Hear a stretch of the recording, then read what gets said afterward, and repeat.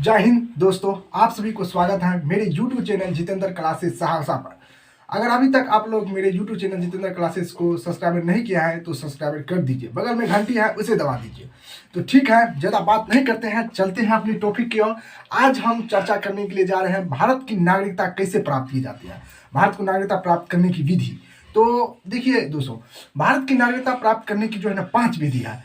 इसे जो है ना भारत की नागरिकता किस अधिनियम के तहत लाया है?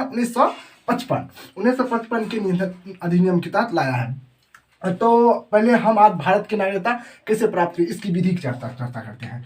नागरिकता प्राप्त करने की विधि,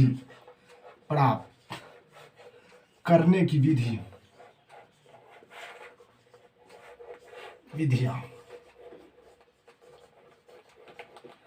नागरिकता प्राप्त करने की विधियां। तो नागरिकता प्राप्त करने की 5 विधियां होती हैं। तो 5 विधियां होती हैं, इसकी पांच विधियां होती है नागरिकता प्राप्त करने के लिए। इसका एक ट्रिक है, हम बनाए हुए हैं ट्रिक। जब पद अर्जित किया, इसका ट्रिक है, ट्रिक जब पद अर्जित किया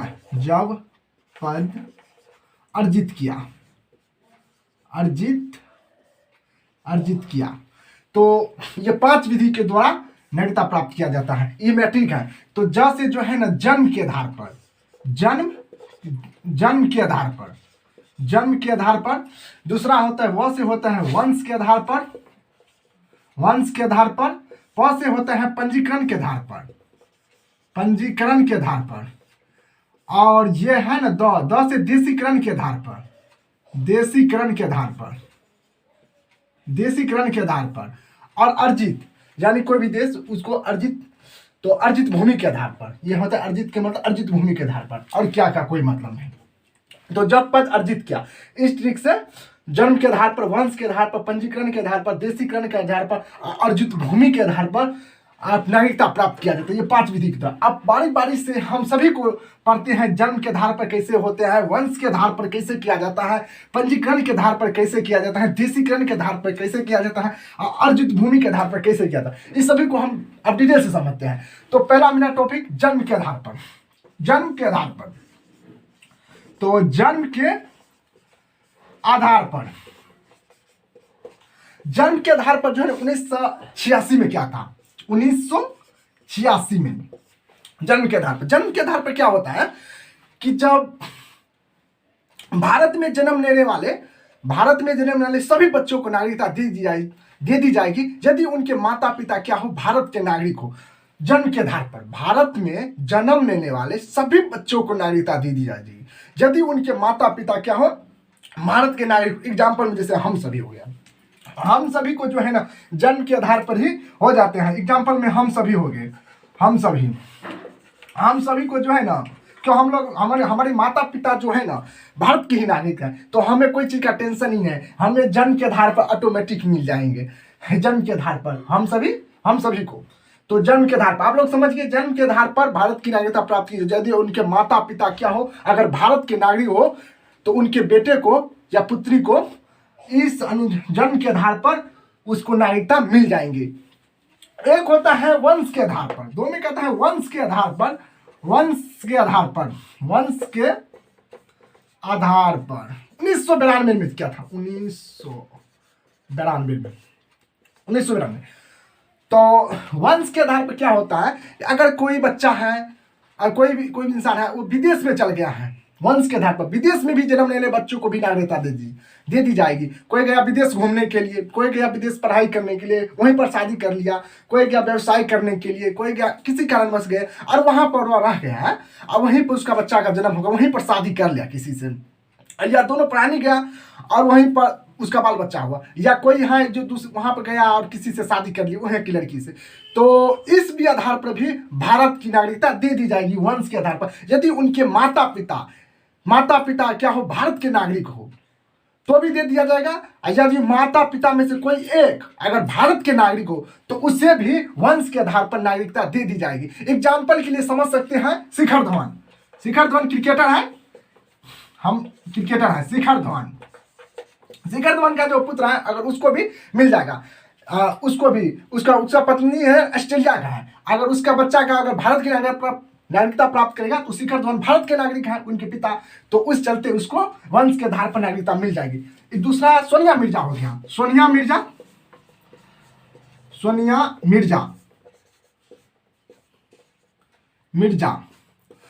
मिर्जा ये भी भारत का ही थे, पाकिस्तान में जाकर ब्याह कर लिया था। तो इसको भी अगर भारत में आना चाहता है, इसका बेटा बेटी का हम वहाँ नहीं रहना चाहते हैं, तो सोनिया मिर्जा अगर भारत का है तो इसे नागरिकता मिल जाएगी उसके बेटा बेटी को। तो इसी तरीके से वंश के आधार पर जो है ना किसी भी जो विदेश में भी जन्म लेगा बच्चा तो उसको भी नागरिकता प्राप्त हो जाएगा वंश के आधार पर। तो वंश के आधार पर भी आप लोग समझ गए, वंश के आधार पर कोई विदेश में जन्म लेने बच्चों को भी नागरिकता दे दी जाएंगी वंश के आधार पर। यदि उनके माता पिता भारत के नागरिक हो या माता पिता में से कोई एक जो है ना भारत के नागरिक हो तो उसके बच्चे को नागरिकता मिल जाएंगे वंश के आधार पर। एक होता है पंजीकरण के आधार पर, पंजीकरण के आधार पर। तो पंजीकरण के आधार पर पंजीकरण के आधार पर क्या होता है, पंजीकरण के आधार पर इसमें जो है ना एक नियम है कि 7 साल तक आपको भारत में रहना होगा। कोई है अगर वो भारत को नागरिकता उसको प्राप्त नहीं, अगर भारत की नागरिकता प्राप्त करना चाहता है उन्हें 7 साल तक उसे भारत में रहना होगा, तब उसे राष्ट्रमंडल जो है ना उसे देश की नागरिकता देगी। उसका राष्ट्रमंडल का मन है तो देगा और नहीं होगा तो नहीं देगा। तो राष्ट्रमंडल उसके देश को नागरिकता देते हैं 7 साल तक, जब तक आप भारत में नहीं रहेंगे तब तक नहीं देगा। इसके लिए 7 साल उसमें भी राष्ट्रमंडल देगा देश की नागरिकता। कौन देगा?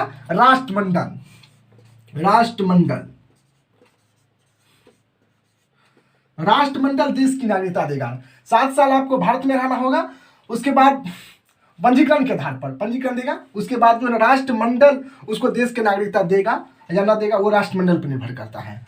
तो राष्ट्रमंडल 7 साल पहले भारत में रही, उसके बाद राष्ट्रमंडल देगा पंजीकरण के आधार पर।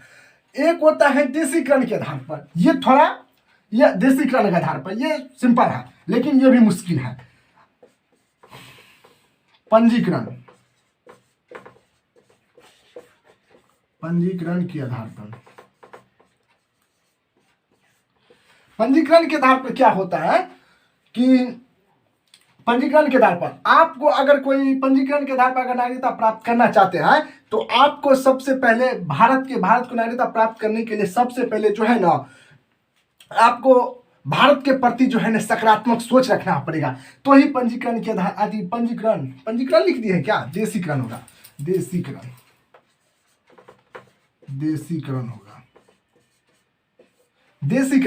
देशीकरण आपको जो है ना भारत के प्रति सकारात्मक सोच रखना पड़ेगा। और वैज्ञानिक कला में क्या हो, आप निपुण हो, कोई भी जैसे होगा साइंटिस्ट, जैसे कोई चीज़ का आविष्कार करते होंगे तो ही आपको भारत को नागरिकता दिया जाएगा। और उसमें भी 10 साल तक आपको भारत में रहना होगा, उसके बाद देगा। और एक और इसमें नियम है कि आप भारत के किसी एक भाषा को क्या हो जानते हो, किसी भी भारत में 22 भाषा है। जब हम अनुसूची 8 पढ़ाएंगे तो उसमें भारत की 22 भाषा की जिक्र है। कश्मीरी, सिंधी, पंजाबी, हिंदी, आसामी, उड़िया, बंगाली, मराठी, गुजराती, मराठी, कन्नड़, तेलुगु, मलयालम, ये सब 22 भाषा को है। तो ये 22 भाषा को इसमें से आप किसी एक भाषा को अगर जानते हैं तो ये भाषा आपको जानना पड़ेगा। किसी एक भाषा को आपको जानते होंगे। हाँ, आप भारत के प्रति सकारात्मक सोच रखते होंगे, यानी कि पॉजिटिव सोच रखते होंगे, सकारात्मक। भारत बहुत ही अच्छे हैं, बहुत ही भले हैं, सब चीज में सकारात्मक। भारत के प्रति आपका सोच अच्छा रहे, प्रेम भावना रहे तो आपका देगा। और तीसरा है इसमें 10 साल तक आपको भारत में रहना पड़ेगा, 10 साल तक भारत में रहना पड़ेगा। और चौथा है इसमें जो है ना आप वैज्ञानिक कला में निपुण हो, वैज्ञानिक कला में आप निपुण हो, किसी कोई चीज का आविष्कार कर सकते हैं तो ही आपको देगा।